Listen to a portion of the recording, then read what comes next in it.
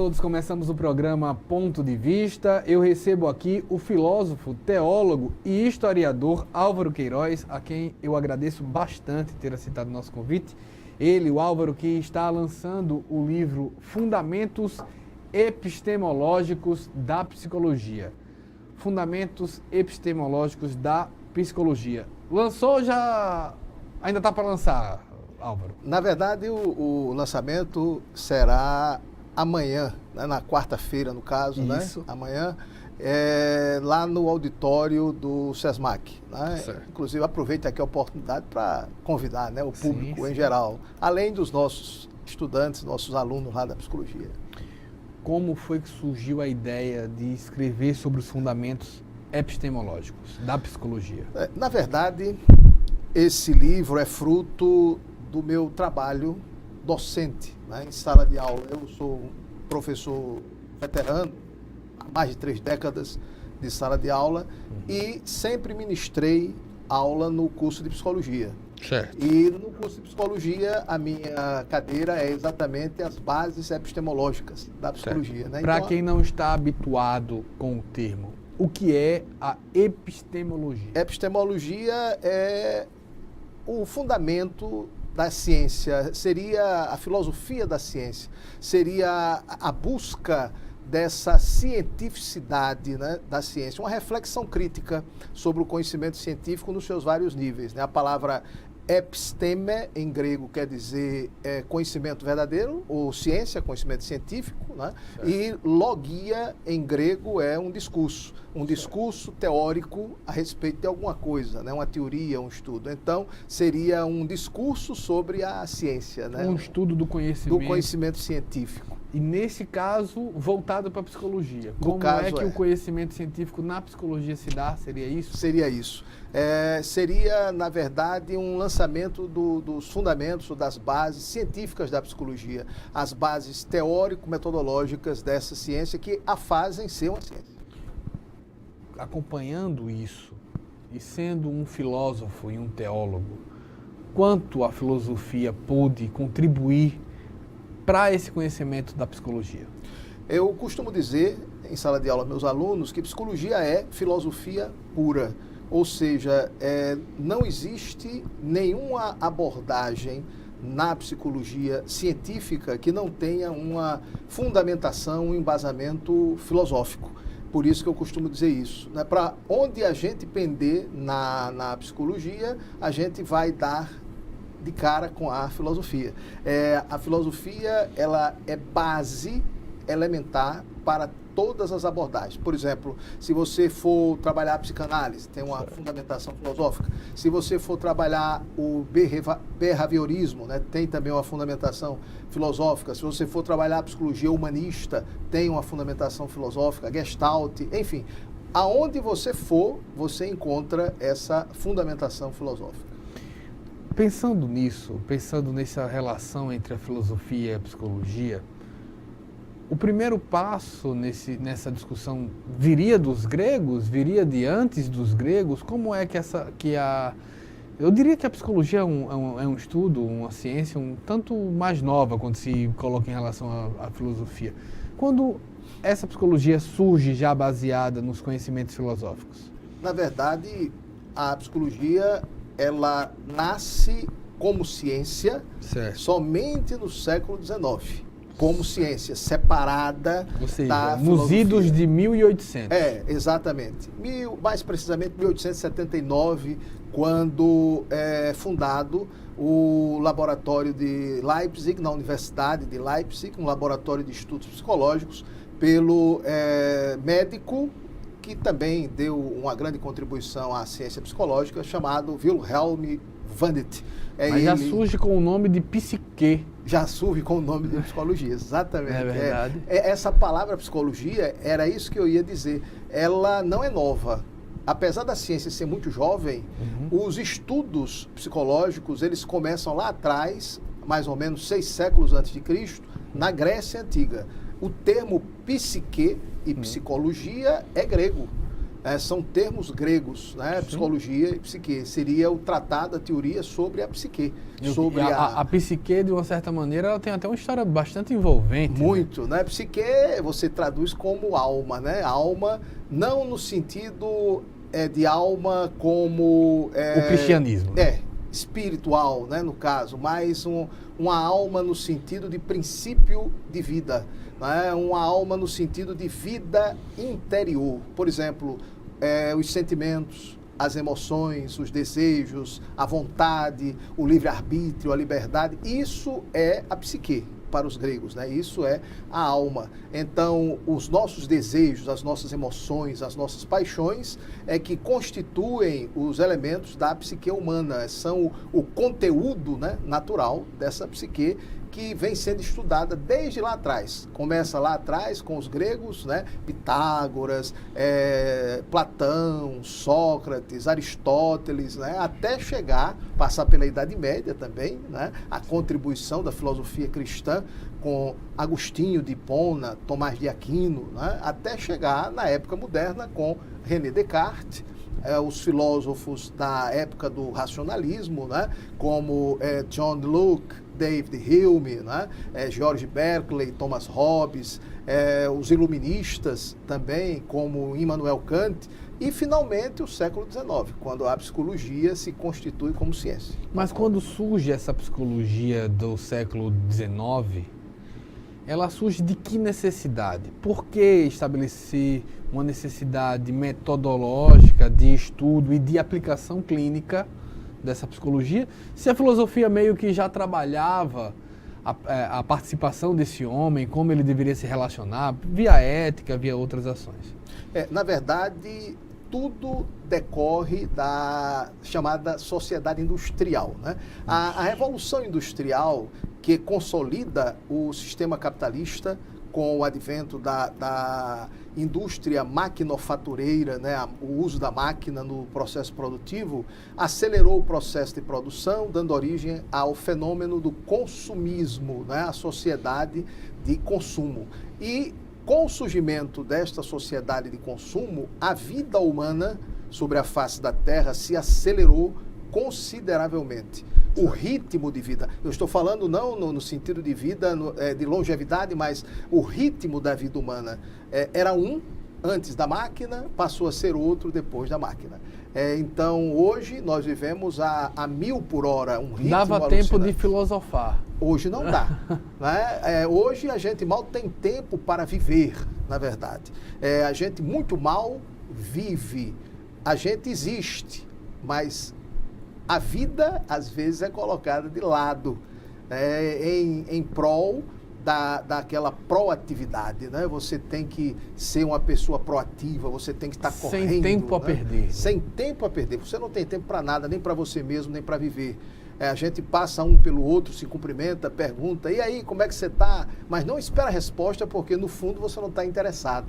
Você não quer papo, né? Você não tem tempo, você acha que não tem tempo. E exatamente esse ritmo alucinante fez surgir novas formas de doença, de patologias psicológicas, psíquicas, que não existiam antes da máquina, que não existiam antes desse processo alucinante da Revolução Industrial, de acelerar o ritmo da vida da gente. Então, por exemplo, a ansiedade, a depressão, a angústia, o desespero, né? Essa vida corrida, né? Essa incerteza, essa insegurança, gerando uma série de transtornos psíquicos, transtornos mentais na pessoa. Aí você vê o que? Síndrome de pânico. É tanta síndrome que tem aparecido nesses últimos tempos como decorrência disso. O aumento da produção, do consumo, da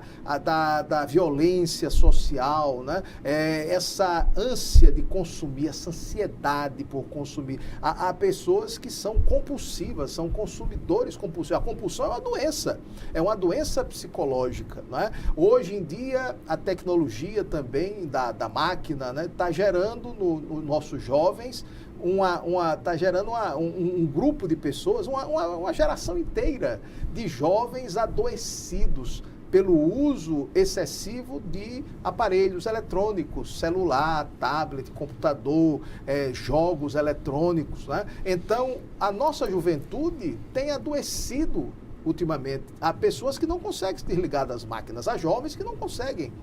Isso cria uma compulsão, uma ansiedade no nosso jovem. Ele tem que estar ligado naqueles aparelhozinhos, com os dedinhos o tempo todo ali se agitando, né? Então, isso gera problema, já tem gerado. Já se fala de dependência tecnológica, além da dependência química, a dependência tecnológica, a dependência do nosso jovem às máquinas, aos jogos eletrônicos, né? Ao uso abusivo desses equipamentos eletrônicos. Apesar da psicologia nascer em 1879, já existia manicômio. Já existia. O que é que havia antes da psicologia? Existiam os estudos psiquiátricos, né? Esses estudos já existiam feitos por médicos. Novamente a psique na história. Na psique na história. Mas é bom que se diga que o tratamento era extremamente desumano. E, de certa forma, a psicologia também surge para humanizar o tratamento psiquiátrico, né? Hoje, em todos os manicômios psiquiátricos, todos os hospitais, clínicas de saúde mental, você tem um acompanhamento psicológico além do psiquiátrico, além do médico, ao profissional psicólogo, profissional de psicologia, que tenta humanizar esse processo terapêutico, né? Porque a terapia psicológica, ela deve acompanhar a terapia psiquiátrica, não deve ser separada.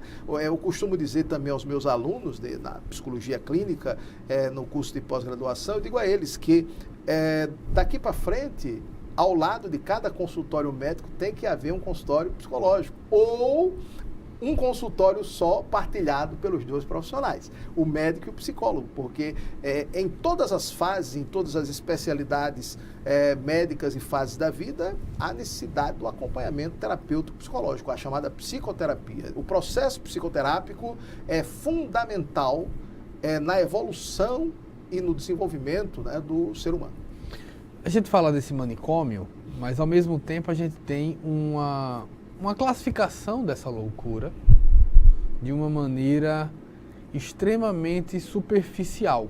Então, imagino, vou falar do que não sei, para jogar na mesa e você poder me corrigir. Se alguém fosse esquizofrênico, era louco. Se alguém fosse psicótico, era louco. Se alguém fosse bipolar, era louco.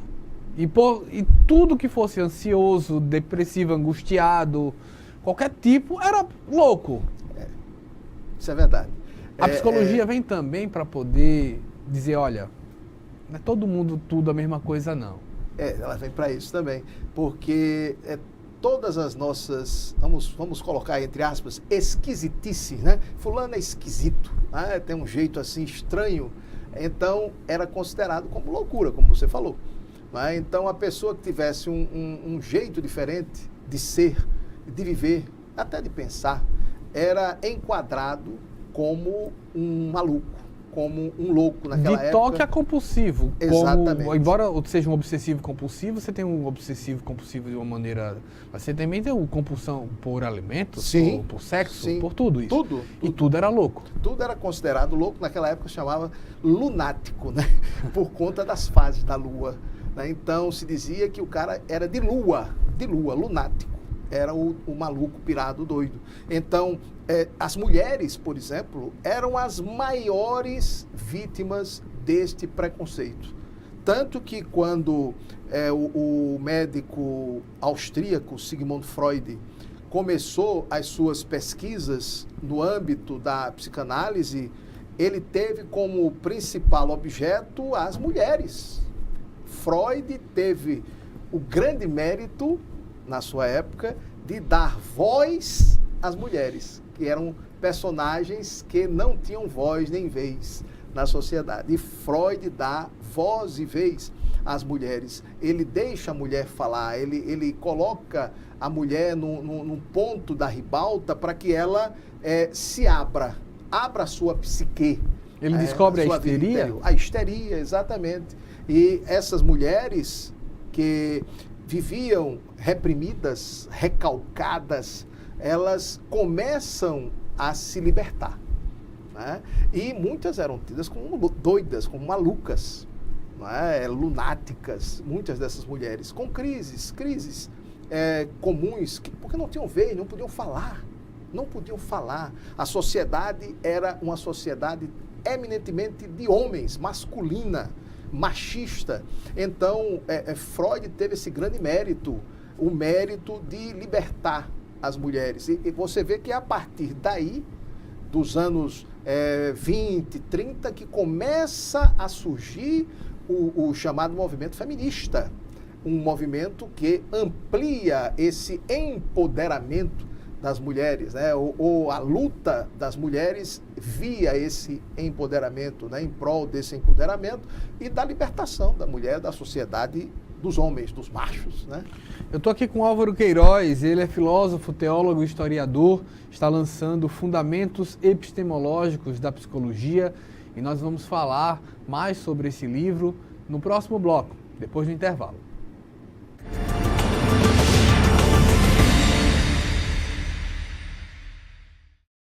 Quem doa sangue, doa esperança. Recebe sorrisos, alegria e confiança. Quem já doou sabe o bem que faz. O coração se alegra pra doar mais. Doe sangue regularmente. Não importa o tipo que você pertence. Seja A, B, O ou AB. Tem sempre alguém esperando você. Doe sangue regularmente. Não importa o tipo que você pertence. Seja A, B, O ou AB. Tem sempre alguém esperando você. Uma doação pode beneficiar até 4 vidas. Por isso é importante que todo doador continue com este ato de bondade sempre. Procure um hemocentro e seja um doador regular. Doe sangue regularmente e ajude a quem precisa. Ministério da Saúde, Governo Federal. O verde das florestas está em nossa bandeira. E ainda que tentem destruir nosso maior patrimônio, nunca vamos deixar de lutar por ele. Por nossas vidas, por nosso planeta, por nossos filhos e netos. Somos independentes, somos Greenpeace. Batemos de frente contra governos e empresas que roubam as riquezas do planeta. Precisamos de todos juntos por essa causa. Acesse somosportodos.org e assine as petições. Faça parte dessa mudança já. Greenpeace, somos por todos. Novo ensino médio. Quem conhece, aprova. Eu quero fazer jornalismo. Eu quero ser professora. É o que eu amo. E eu, design de games. Eu quero um curso técnico para já poder trabalhar. Com o novo ensino médio, você tem mais liberdade para escolher o que estudar, de acordo com a sua vocação. É a liberdade que você queria para decidir o seu futuro. Quem conhece o novo ensino médio? Aprova. Acesse o site e saiba mais. Ministério da Educação, Governo Federal, Ordem e Progresso.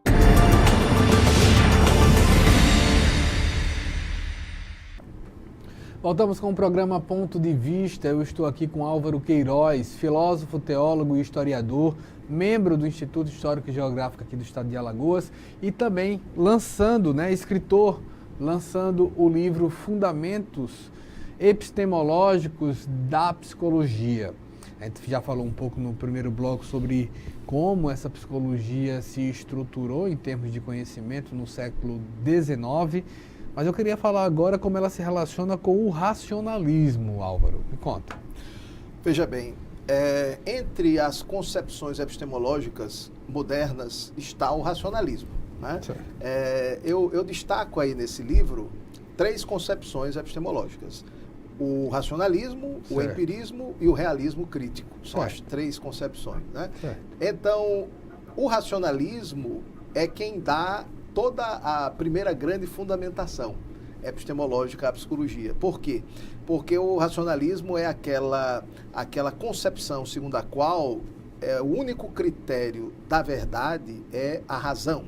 A razão baseada na ciência e cada vez mais na ciência empírica, a ciência experimental, baseada em experimentos, observação empírica, laboratório, etc., testes laboratoriais.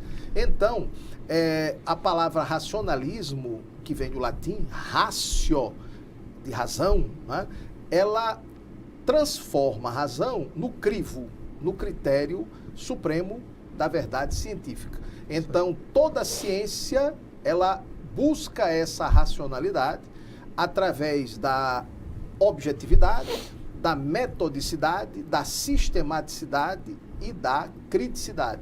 A ciência objetiva, sistemática, metódica e crítica. A psicologia, como ciência, ela tem que preencher esses requisitos. Certo. É claro que ela encontrou alguma dificuldade, né? Por quê?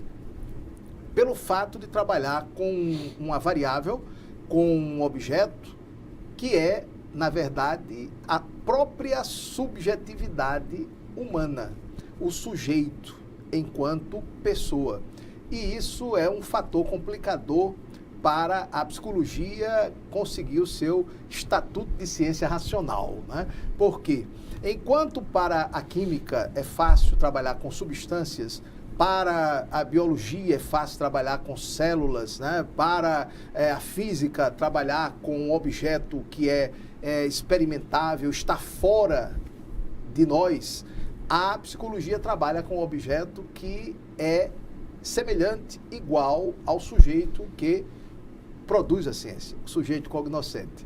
O objeto é da mesma natureza que o sujeito. Então, isso complica a vida da ciência psicológica. E depois, os dois critérios estabelecidos pelo Galileu na chamada Revolução Científica da época moderna, né, no século XVII, Galileu estabeleceu dois critérios de cientificidade: a matematização e a experimentação. A matematização é a quantificação do objeto que está sendo observado e estudado. E a experimentação é a verificação experimental, os testes experimentais, laboratório. Então, na psicologia existe experimento, existe a chamada psicologia experimental. Só que esse experimento, ele não é feito diretamente com o ser humano, salvo os testes que são aplicados, né? Você responde aqui um questionário, etc., para a gente depois tabular, estatisticamente é outra história. Mas os experimentos laboratoriais são feitos geralmente com animais. Por exemplo, camundongos, ratinhos, né? Rato chamado rato de laboratório. Né? Então, existem os laboratórios experimentais de psicologia, onde você faz testes, experimentos, as famosas caixas de Skinner. Né? Skinner foi um psicólogo norte-americano, estadunidense, que estabeleceu as caixas de Skinner, né? Aquelas caixas de experimento com ratos, onde você faz experimentos, né? Da questão de, por exemplo, reação, né? Reflexo condicionado, né? Condicionamento, reflexo, essas coisas assim. Mas também foram feitos experimentos com animais maiores, com mamíferos de grande porte. Por exemplo, cães. O grande cientista russo, Ivan Pavlov, ele trabalhou a questão da estimulação da salivação nos cães. Né? A Gestalt, por exemplo, com Kafka, com Kirchler e outros estudiosos da escola da Alemanha, a Gestalt trabalhou com chimpanzés. Isso trouxe objetividade? Objetividade racional à psicologia. Por quê? Porque é o estudo chamado comparado, comparativo, né? É a analogia, é a comparação. Você, a partir do comportamento animal, deduz o comportamento humano. Isso é racional. É um raciocínio dedutivo, lógico, racional. Isso é ciência. Né? É como você estudar, por exemplo, o comportamento das baleias, dos golfinhos. Mas diria que era de forma menos complexa? Menos complexa, isso aí é verdade, porque você não pode nunca comparar um comportamento humano... Você falou de Pavlov, e eu me recordo que Pavlov tocava um sino para o cachorro e levava comida para o cachorro, por associação, passou a salivar mesmo sem a comida. Exatamente. O ser humano faria o mesmo. A mesma coisa. Tem coisas na vida que você já não sabe por que faz. Exatamente. Exatamente. Mas no meio do caminho você pode mudar também, não pode? Pode. É aí onde se usam técnicas para condicionamento operante, comportamental. Né? Por exemplo, condicionar certas pessoas com determinados problemas, até vícios mesmo, né? O alcoolismo, o tabagismo, para que essas pessoas mudem. Você aplica técnicas de condicionamento operante, condiciona essas pessoas. As pessoas estão condicionadas pelo vício, pelo fumo, pelo tabaco ou pelo álcool, e são descondicionadas. Me lembra, e aí fica técnicas. nesse sentido da busca por esse conhecimento, Álvaro, uma entrevista que assisti certa vez da Fernanda Montenegro. O repórter pergunta para ela se ela é disciplinada, e ela disse que é. E ele fez naturalmente disciplinado ou por treino? E ela disse treino, condicionado. Nesse sentido, a psicologia, ela busca, inclusive, não só como um médico legista do que já aconteceu, mas como um médico normal, mais comum, ela encontra soluções para o seu dia a dia? Encontra, porque... De forma racional e objetiva? De forma racional e objetiva. Você vai, como você deu o exemplo da Fernanda Montenegro, né? Ela foi disciplinada. Ela não é disciplinada. Ela foi condicionada pela disciplina. Né? Como nós também, né? Se quisermos, você tem uma disciplina de vida, né? Que é a sua rotina diária. Você acorda a hora X, toma seu café, faz sua caminhada. Quer dizer, você tem uma disciplina, você tem um condicionamento já. Você está condicionado àquilo. E às vezes esse condicionamento já está tão impregnado, né? É um hábito, você já está tão habituado com isso, que você faz automaticamente, mecanicamente. É o mecanicismo do nosso comportamento, né? Você, às vezes, de manhã cedo, escova seu dente, toma seu banho. Você né? não se pergunta mais por isso. Você nem percebe que está fazendo isso. Né? Você não tá pensando, eu agora estou com a escova. Não. Eu agora estou com o sabonete passando na cabeça. Não. Você faz a coisa automaticamente. É como também a disciplina de dirigir um automóvel. Você, quando está aprendendo a dirigir, você começa a se condicionar ao carro, ao veículo. Você começa a usar, aplicar certas técnicas de condicionamento para poder guiar o carro. Mas quando você aprende, depois de anos dirigindo, você já faz a coisa mecanicamente. Você já, por exemplo, acende o farol, liga a seta, sem nem perceber, sem nem sentir. É automático, não é? Você passa de marcha sem perceber, né? Sem estar ali com aquela consciência, eu agora vou passar da primeira para a segunda. Não, você faz a coisa automaticamente, batendo um papo, conversando com um amigo que está ao seu lado no carro. Mas quando se estuda essa razão, Álvaro, principalmente a psicologia, ela coloca a emoção como um opositor, como um contraponto? A razão é um adversário, um antígono nesse sentido do... Já foi, né? Já foi. Depois que as pesquisas recentes feitas na Universidade de Harvard, nos Estados Unidos, comprovaram mesmo, né, que existe a chamada inteligência emocional, né, ou afetiva, ou sentimental, né, ou passional, seja lá o nome que você queira dar. Né? Hoje já não se faz mais esta guerra entre razão e emoção, entre sentimento e capacidade racional. Até alguns anos atrás isso era muito comum. Você opor como entidades antagônicas a razão e a emoção, o sentimento. Hoje mais não. Hoje há uma dosimetria, vamos dizer assim, né? Uma medida bem dosada entre as duas coisas. Você tem que usar da sua emoção com razão e da sua razão com sentimento, com emoção. Por exemplo, você é um jornalista, tem sua rotina diária de apresentar os seus programas, etc.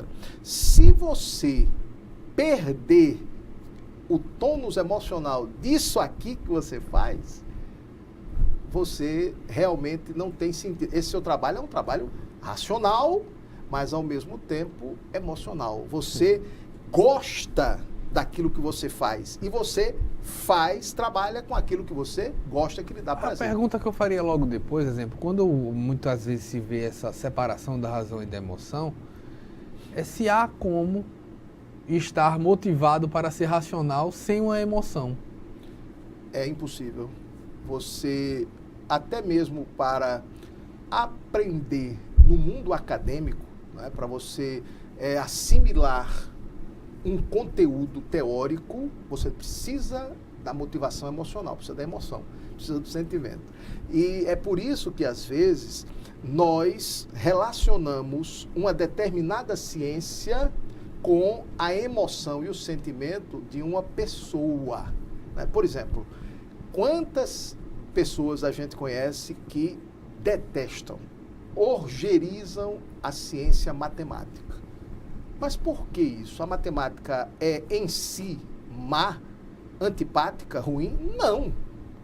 É a associação emocional, sentimental que a pessoa faz à pessoa do professor de matemática. Como existem pessoas que amam a matemática por causa de um grande professor que teve, amam a história por causa de um bom professor que teve de história. Às vezes contar uma história é mais fácil do que fazer cálculos, né? Exatamente. É por isso que, às vezes, a gente tem essa percepção de que a ciência é uma coisa chata, entediante, mas não é.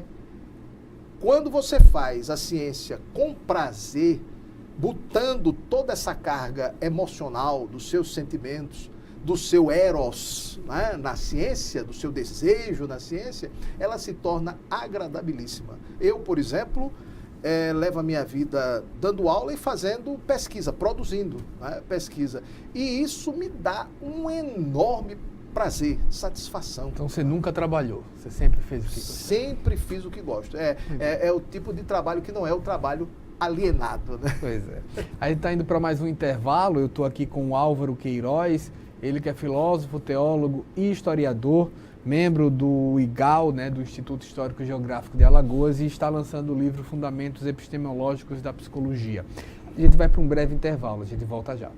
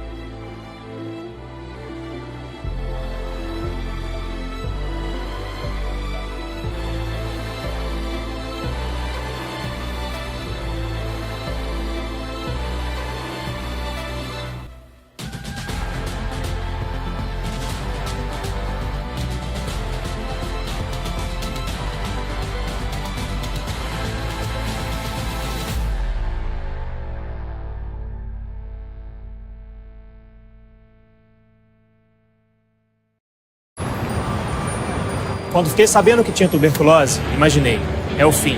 Mas logo descobri, tuberculose tem cura. Se parar o tratamento, a doença pode voltar, mais forte. Família, amigos, profissionais de saúde, todos juntos contra a tuberculose. É bom saber que eu não estou sozinho. Em caso de tosse por mais de 3 semanas, procure uma unidade de saúde. Pode ser tuberculose e o tratamento precisa ser feito até o fim. Esta é uma pistola de pregos, um exemplo de produtividade. Para o profissional bem treinado, é uma ferramenta de trabalho rápida, precisa e potente. Porém, em mãos inexperientes, ela é um acidente esperando para acontecer.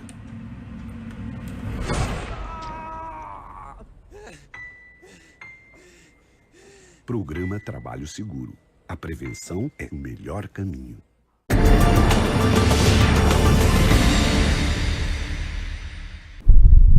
Voltamos com o programa Ponto de Vista. Eu estou aqui com o Álvaro Queiroz, ele que é filósofo, teólogo e historiador, membro do Instituto Histórico e Geográfico de Alagoas. Está lançando o livro Fundamentos Epistemológicos da Psicologia.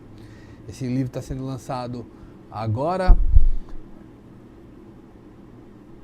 E a gente fala sobre ele, falamos do racionalismo, mas também tem o empirismo e o realismo crítico. É preciso, para conhecer, doutor Álvaro, fazer experimentos? Ver na prática? Sim. O conhecimento, ele tem a fundamentação teórica, né, racional, mas ele deve partir da experiência, da prática.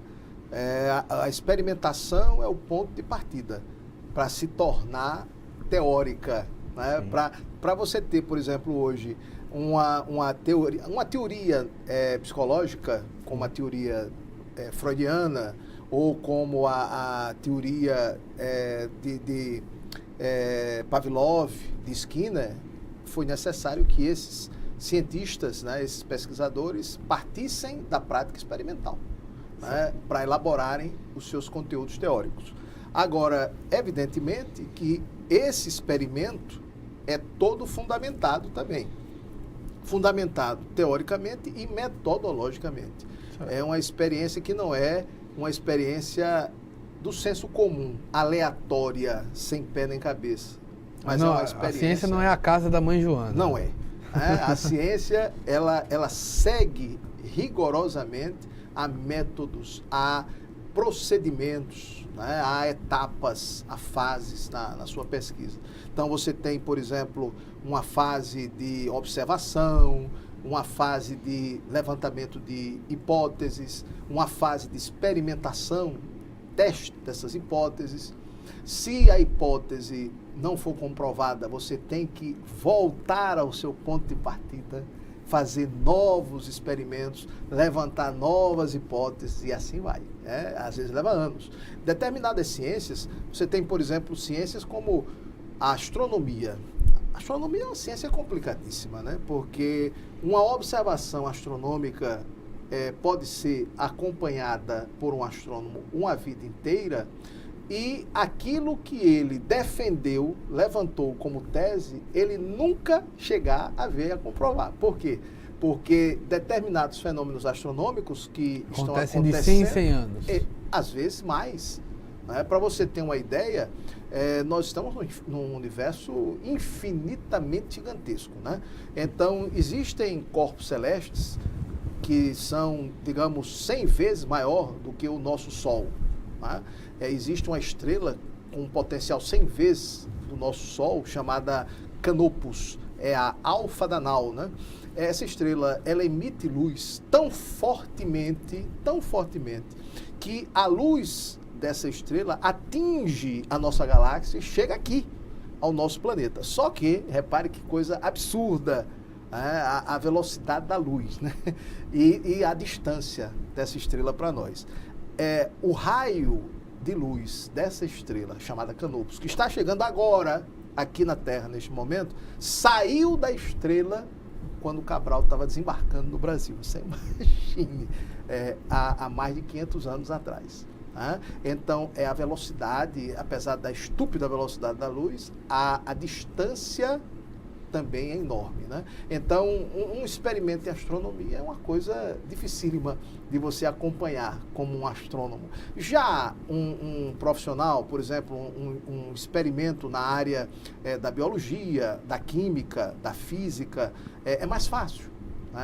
Não fácil no sentido de ser simplório, mas fácil no sentido de você acompanhar o experimento, a conclusão, chegar a uma determinada conclusão e ver aquilo ali durante a sua vida, né? Esses prêmios, os prêmios que recebem o Nobel de Física, né? de Química, de Biologia, geralmente são teses comprovadas por esses cientistas com o experimento observado por eles ainda durante a sua vida. Né? Isso é muito interessante. Como esse bóson, né, de Higgs, por exemplo, sim, que é a chamada partícula, né, de Deus, isso é uma tese, né? É um experimento, uma tese experimentada, observada por aqueles cientistas, aqueles físicos que ganharam o Nobel. Né? Então, a ciência, ela parte disso, dessa prática experimental. E como ela se diferencia do realismo crítico? O realismo crítico, na verdade, ele procura unir o que o racionalismo e o empirismo têm de melhor, né? Vamos dizer assim. É uma tentativa de conjugar essas duas bases epistemológicas, né? Porque no racionalismo você tem a razão teórica, no empirismo você tem a experiência prática, e o realismo une as duas coisas, a prática com a experiência, aliás, a prática com a teoria, a experiência prática com a teoria racional. Só que o realismo é uma posição epistemológica que parte do real, da realidade. É aquela posição epistemológica que admite que o real existe por si mesmo, independente da razão conhecê-lo. Então, por exemplo, uma pedra que subjaz no fundo do oceano existe independente de você percebê-la ou não. O real existe por si mesmo, diferente daquela postura do pensador George Berkeley, né, que dizia que para existir tinha que ser percebido. Ser é ser percebido. Existir, e aí a gente entra num ponto que você é teólogo. Sim. Você tem uma ciência e tem a fé. Isso. Como elas se relacionam? A fé e a ciência, elas são, de acordo com um pensamento assim muito feliz do Papa João Paulo II, que foi repetido depois pelo Papa Bento XVI, são como que as duas asas que fazem com que o ser humano alce voos ao infinito. Então, são duas posturas que não são de todo assim antagônicas, porque a fé, ela pode e deve também ser racionalizada. É por isso que existe uma ciência da fé, que é a teologia. O que é a teologia? É um discurso teórico, científico sobre Deus. Só que esse discurso é feito pelo homem, pelo ser humano. Então, o ser humano, ele, de forma metódica e sistemática, baseado, é claro, na revelação, mas faz o seu discurso, a sua reflexão científica, teórica sobre Deus. A teologia, ela difere do senso comum, mesmo na fé. Porque às vezes as pessoas dizem assim, não vou fazer um curso de teologia, porque quem faz curso de teologia acaba perdendo a fé. Eu já ouvi muito isso, né? Eu nunca perdi minha fé. Sou um homem de formação cristã, religiosa, e, no entanto, a teologia me ajudou a fortalecer a minha fé. Agora, só que é uma fé extremamente racional, é uma fé racionalizada. Não é somente aquela fé do coração, do sentimento, da emoção, né, que às vezes leva as pessoas a um grau, digamos assim, de êxtase, né, que acaba fugindo da própria realidade. Se torna uma alienação, se torna um instrumento de alienação, essa fé. Foi por isso que muitos teóricos, pensadores, filósofos, né, como Nietzsche, como Marx, estabeleceram críticas às religiões, de um modo geral, como instrumentos de alienação, né? Aquela ideia do ópio do povo, quer dizer, é algo que aliena, é algo que tira a pessoa da realidade. Então, a teologia, enquanto discurso racional, é diferente desse modelo de uma fé emocional, uma fé sentimental, ou às vezes até sentimentaloide, né? Que leva as pessoas a às vezes cair num precipício, num buraco. E como a psicologia lida, em termos epistemológicos, sim. com a ciência e a fé nesse sentido? Ciência e a fé. A psicologia não pode, como ciência da subjetividade, prescindir do fenômeno religioso. É por essa razão que existe uma área que é, ao mesmo tempo, da psicologia e da teologia, chamada psicologia da religião. Quem faz teologia, quem faz curso de pós-graduação ou graduação em ciências da religião, estuda a psicologia da religião. É uma das ciências da religião, assim como sociologia da religião, história das religiões, né? Existe a psicologia da religião. Por quê? Porque a religião é um fator determinante do comportamento humano. As pessoas se comportam desta ou daquela outra maneira, motivadas por razões religiosas. Então você não pode, analisando o comportamento humano, prescindir do fenômeno religioso. Por isso que a psicologia, enquanto ciência, ela deve se debruçar sobre o fenômeno religioso, que é um fenômeno humano, tão humano quanto a nossa circulação, a nossa respiração. O ser humano, ele por natureza é um ser religioso.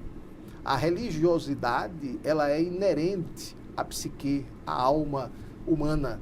É claro que existem pessoas que, durante o percurso da sua existência, acabam se tornando agnósticas, perdendo de vista esse referencial da fé, da religiosidade. Mas isso não significa que, no fundo da sua psique, da sua alma, do seu coração, não exista lá naquilo que os gregos chamavam o lodos spermáticos, lá não exista algo de religioso no ser humano. E você acaba transferindo aquilo que você deveria dar a um ser supremo, que a gente chama de Deus, você acaba transferindo para ídolos, totens, coisas assim, como, por exemplo, o prazer, o dinheiro, o conforto, o poder, que acabam se transformando nos seus deuses, naquilo que deveria ser a religião. Você acaba colocando coisas materiais no lugar da religião. Por exemplo, só para concluir, na União Soviética comunista, que queria acabar com todo e qualquer tipo de manifestação religiosa, o que foi que Stalin colocou no lugar para substituir a religião? O culto idolátrico da personalidade. As manifestações cívicas, aquelas passeatas militares, que eram verdadeiras liturgias cívicas, a religião política do poder. A gente está aqui com Álvaro Queiroz, ele que está lançando o livro Fundamentos Epistemológicos da Psicologia. A gente vai para o nosso último intervalo. A gente volta já.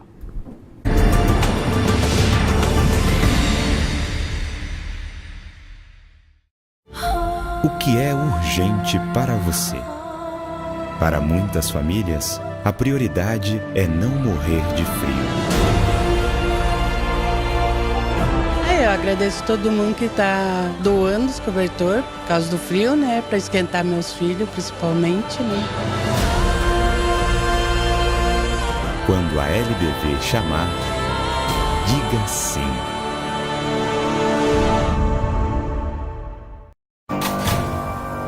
A ditadura foi uma época de violação de direitos. E muitos dos documentos que contavam os detalhes sobre os crimes cometidos foram censurados, escondidos ou destruídos. Hoje, muitos deles estão disponíveis no site pnmdigital.mpf.mp.br. Acesse, pesquise e não deixe a história desaparecer, muito menos se repetir.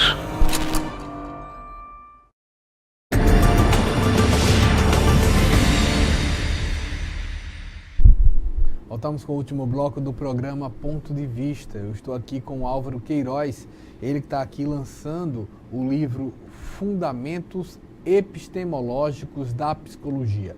Fundamentos Epistemológicos da Psicologia. Álvaro, para onde caminha a epistemologia da psicologia hoje? Existem hoje algumas tendências epistemológicas que, na verdade, nasceram no século XX, mas que permanecem agora, nesse início do século XXI, permanecem como bases teóricas muito consistentes. Eu vou citar aqui algumas delas, para que você possa entender bem. Uma base epistemológica, um rumo epistemológico muito forte hoje na psicologia é o que foi introduzido por um pensador francês que era ao mesmo tempo médico, filósofo e historiador. O nome dele era Michel Foucault. Foucault, ele trabalhou muito na área da psicologia, psiquiatria e psicologia, né? Ele tem uma obra fantástica chamada História da Loucura. Essa obra é básica, é basilar, como fundamento epistemológico da ciência psicológica, além da medicina psiquiátrica também. A História da Loucura de Foucault. Essa obra, ao lado de outras duas que são fundamentais para o nosso estudo, né, na área de psicologia, principalmente, que são Arqueologia do Saber e Vigiar e Punir, tá? Formam uma trilogia, uma tríade epistemológica para a ciência psicológica e as ciências do homem, de um modo geral. Todas as ciências humanas, as ciências sociais. História da Loucura, Vigiar e Punir e a Arqueologia do Saber, né? A Arqueologia do Saber é exatamente a epistemologia do Foucault. É onde Foucault traça todo o seu perfil epistemológico, né? O programa dele epistemológico, que é a arqueologia, né, do conhecimento humano. Então, hoje, você pode fazer uma arqueologia da ciência psicológica, ou buscar lá no substrato, né? A arqueologia trabalha escavando, né? Lá no fundo, recolhendo do fundo. Então, você, lá do substrato, no mais profundo, você encontrar o que realmente fundamenta a psicologia como ciência do homem, como ciência do humano. Eu gosto muito dessa expressão, que é de um psicólogo também norte-americano, fundador da abordagem centrada na pessoa. O nome dele é Carl Rogers. Rogers, ele entende e define a psicologia como a ciência do homem, a ciência do humano, porque ele diz que não se pode dissociar o comportamento da pessoa. Por isso, a abordagem dele é chamada centrada na pessoa, focada, fundamentada na pessoa, porque qualquer comportamento humano é o comportamento de uma pessoa, é o seu comportamento. E qual o papel da sociedade nesse homem? A sociedade é quem forma a sua personalidade. O que você depende do tempo e do espaço em que você vive.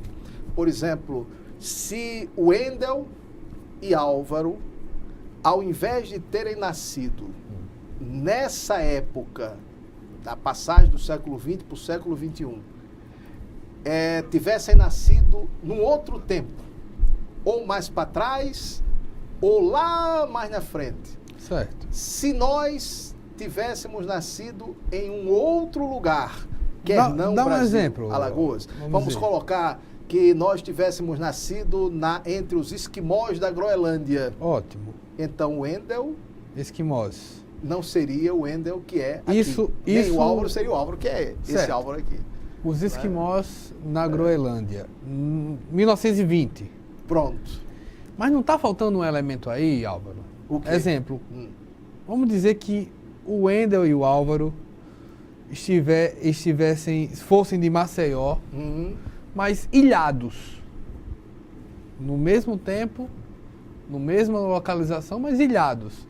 Ele também não teria uma dificuldade completamente? Exemplo, mais do que o tempo e a localização, não falta um elemento social disso, das interações desse... Sim, as interações e relações do homem na sociedade. Porque esse exemplo, você falou da religião, esse Álvaro pode ser um Álvaro de uma comunidade maceioense agnóstica. Ou budista, E ele pode até se aproximar de uma outra sociedade? Sim. Então mais do que tempo, tem as interações sociais, lógico, evidentemente. Porque quando a gente fala em tempo, o conceito de tempo, para mim, na minha cabeça, como eu sou historiador, ele está relacionado à história. Certo. E não se pode pensar na história de um homem só, isolado. A história é sempre de grupos. De grupo social. De grupos. Ciência social. Nesse sentido, sabendo desse tempo, sabendo dessa parte epistemológica, a psicologia hoje pode-se dizer que ela tem um florescer de quantidades de... Não saberia precisar o nome, mas de categorias. Você percebe Gestalt, behaviorismo, neurocognitiva, cognitiva comportamental. Isso. Pode beber de tantas fontes e escolher sua metodologia, sua aplicação, sua forma de pensar? Sim. Em geral, cada profissional da psicologia, ele vai seguir uma abordagem. Né? Uma abordagem, a palavra que me A palavra seria essa, né? Isso. A abordagem que tem uma fundamentação teórica, sistemática, metodológica. Então, por exemplo, um determinado psicólogo, ele se especializa na neuropsicologia ou na psicologia comportamental, né? Chamada de behaviorismo, ou na Gestalt, que é a chamada psicologia da forma, e assim por diante.